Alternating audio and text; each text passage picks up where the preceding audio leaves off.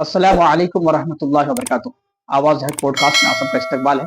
दोस्तों, आज मैं बात करूंगा भारत की छत कहे जाने वाली लद्दाख में जन्मे एक प्रसिद्ध शिक्षक, इंजीनियर और बहुत सारे अद्भुत खोज करने वाले सोनम वांगचुक की।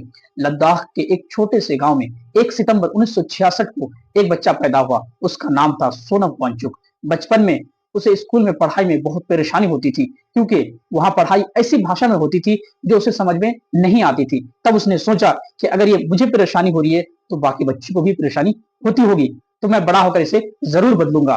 बड़ा होकर सोनम इंजीनियर बने। उन्होंने 1988 में सेकमोल नाम का एक स्कूल बनाया।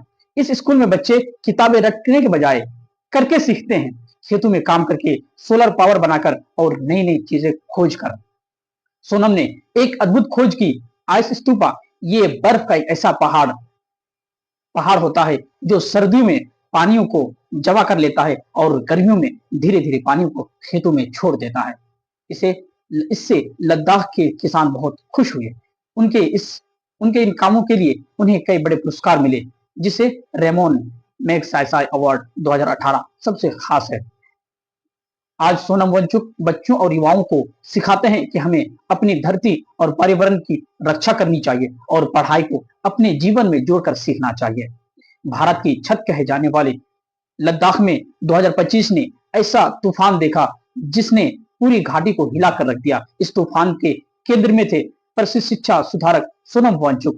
थ्री इडियट्स फिल्म के रियल लाइफ फुनसुक वांगडू के नाम से मशहूर सोनम वांगचुक लद्दाख के विकास और पर्यावरण संरक्षण की पहचान है। 2025 की शुरुआत में उन्होंने एक ऐतिहासिक मांग उठाई, लद्दाख को छठी अनुसूची की संवैधानिक सुरक्षा और पूर्ण राज्य का दर्जा।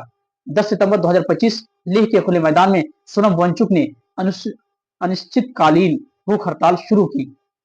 उनका कहना था कि लद्दाख की जमीन और संस्कृति की रक्षा के लिए ये कदम जरूरी है। 24 और 25 सितंबर की रात शांतिपूर्ण प्रदर्शन ने हिंसक का रूप ले लिया।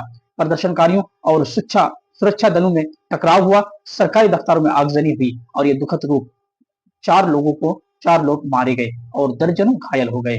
हिंसा के बाद 26 सितंबर को सोनम वांगचुक को राष्ट्रीय सुरक्षा अधिनियम एनएसए के तहत गिरफ्तार किया गया। सरकार ने उन पर उकसाने वाले बयान देने और भीड़ को भड़काने का आरोप लगाया। साथ ही उनके संस्थान सेकमोल की एफसीआरए लाइसेंस रद्द की और सीबीआई जांच शुरू कर दी। गिरफ्तारी से पहले वांगचुक ने जनता से शांति बनाए रखने की अपील की। उन्होंने कहा, हमारा संघर्ष अहिंसक है, ये लद्दाख की आने वाली पीढ़ियों के लिए है। लेह में कर्फ्यू, इंटरनेट बंद है, देश भर में राजनीतिक बहस तेज है।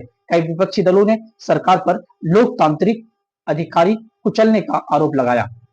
लद्दाख का ये संघर्ष सिर्फ एक राज्य का नहीं, बल्कि पहचान, संस्कृति और पर्यावरण की लड़ाई है। सवाल यही है कि क्या केंद्र सरकार और आंदोलनकारी कोई साझा रास्ता खोज पाएंगे। आपकी राय क्या है, कमेंट्स में लिखें और वीडियो को शेयर करें ताकि कहानी हर कोने तक पहुंचे।